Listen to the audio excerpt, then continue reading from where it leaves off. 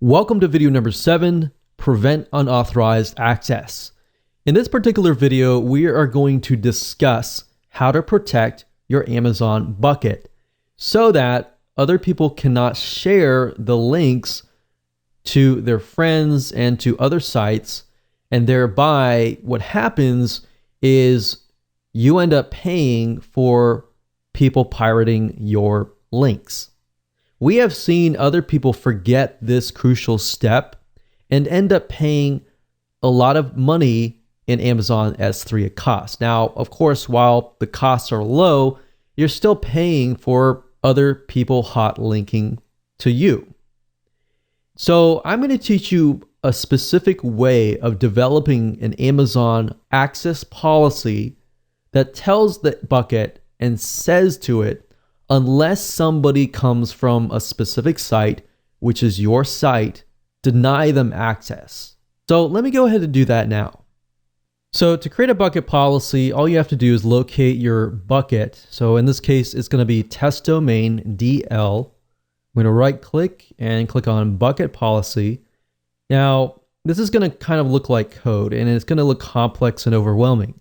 And that's a fact. It is true.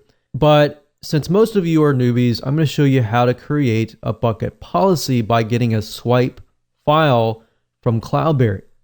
Now, in this case, I'm going to go back to CloudBerry. So I recommend that you go to cloudberrylab.com. They're always coming out with the latest, greatest updates, and that's really why I like CloudBerry. But if you go to their blog and you look for their search here, and you type in Amazon S3 hot linking, so Amazon S3 HOT linking, you go here and you do a search, they'll actually give you the hot linking script. So click here, and I'm going to show you how to customize the script in a minute. So you don't need to know programming or anything like that. You don't have to read any of this. In fact, if you read this, it might be overwhelming. So just follow me along. You're going to scroll down and you're going to find this script right here. So we're going to highlight everything in blue. So from here all the way up here. So we're going to highlight that. You're going to click copy, and then we're going to transfer it over here. Now, before we do that, I want to put this in Microsoft Word, and we're going to make the size bigger, and we're going to customize the script. I'm going to show you how. And then we'll copy that finalized code over to the CloudBerry system. So I'm going to go ahead and copy it here. We're going to make it big enough so that you can see it. Where it says my bucket, you can leave the slash, but you're going to replace my bucket with the bucket name. So in this case, my bucket name is testdomaindl. That's all you have to do. And we say allow get request referred by blah. So all this is right here is it's a note to you to tell you that you're going to allow requests referred by a specific domain. So you're going to put that yourdomain.com. And then next where it says AWS refer, what this means is that in this case, cloudberry.com.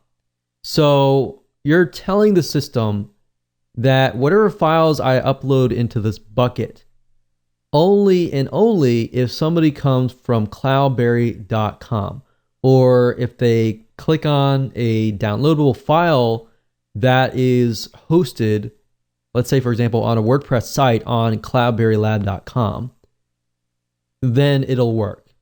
So in other words, if somebody tries to steal your download page or your download links, or they try to share it with somebody else, it's not going to work. Or they're going to use a download manager, it's not going to work. So basically, you're going to enter yourdomain.com here.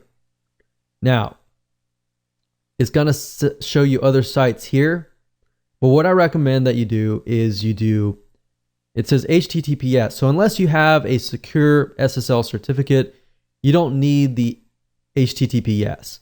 But if you want to make it so that in the future, if you add it in the future, then you could leave it as is. So you could put yourdomain.com, whatever that is, just replace this one here.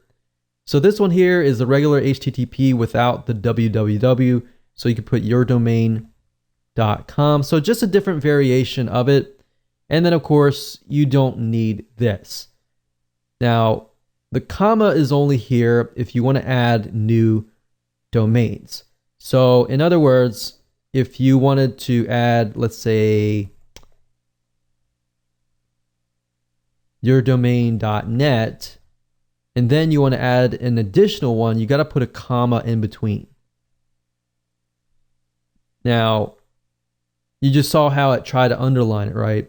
So that's why we try to use Notepad. I wanted to use Microsoft Word because I wanted to show you how to do this. And then you put apostrophe and another apostrophe, and then you put whatever you need to put inside.